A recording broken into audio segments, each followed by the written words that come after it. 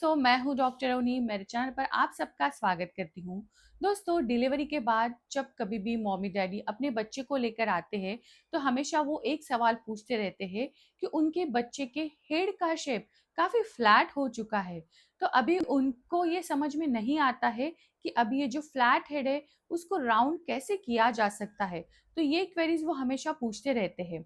तो इसीलिए आज के वीडियो में मैं आपको कुछ इफेक्टिव ट्रिक्स एंड टिप्स बताने वाली हूँ जिससे आप आपके बच्चे का हेड का शेप राउंड यानी कि गोल कर सकते हो। तो इसीलिए आप सबसे रिक्वेस्ट है कि वीडियो के अंत तक जरूर बने रहना, सारी बातों को अच्छे से अंडरस्टैंड कर लेना। और अगर ये वीडियो पहली बार देख रहे हो तो हमारे चैनल को सब्सक्राइब करना भी ना भूलिएगा। दोस्तों, बच्चे के जो हेड का शेप होता है ये आपकी डिलीवरी किस प्रकार से हुई है उसके ऊपर बहुत ही निर्भर करता है। अगर आपकी नॉर्मल डिलीवरी हुई है और उसमें अगर सक्शन यानी कि वैक्यूम का यूज किया गया है, तो जब वैक्यूम डिलीवरी होती है तो उसमें बच्चे का हेड का शेप थोड़ा सा बिगड़ने के चांसेस रहते हैं, क्योंकि बच्चे का जो हेड के फ्रंटल बोन्स रहते हैं वो काफी सॉफ्ट बोन्स रहते हैं।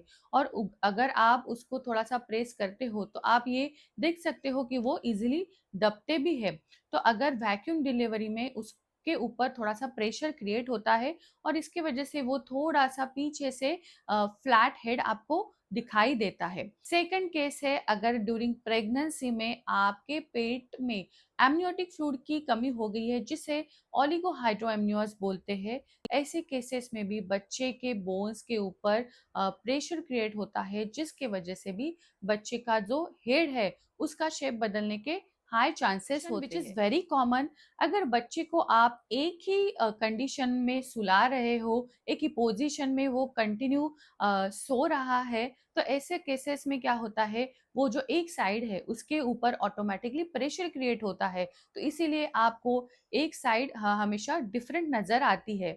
कई सारे केसेस में ऐसा देखा गया है कि जो पेरेंट्स रहते हैं वो एक ही साइड में टॉयज अटका के रखते हैं, तो जिसके वजह से जो बच्चे की जो ग्लेज होती है वो एक ही साइड टिकी हुई रहती है। वो कंटिन्यूसली अगर एक ही साइड देखता रहेगा तो ऑटोमेटिकली वो साइड आपको डिफरेंट नजर आएगी। तो इसीलिए आपको ध्यान देना है कि किसी भी एक पोजीशन में आपको किसी भी टॉयज को या किसी भी ऐसे लाइट जैसी चीजों को नहीं रखना है जिससे आपका बच्चा कंटिन्यूसली स्टेयर कर रहा है। Now let's see what are the solution for this problem.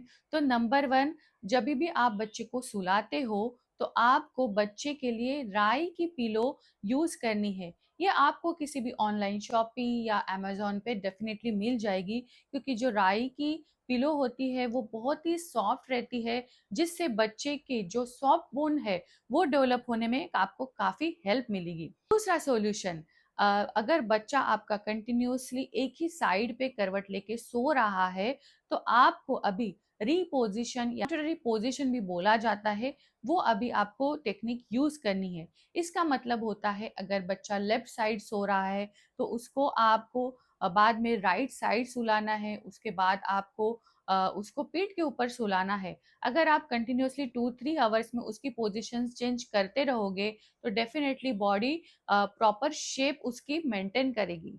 Third solution which is very important, जिसे बोला जाता है टमी टाइम।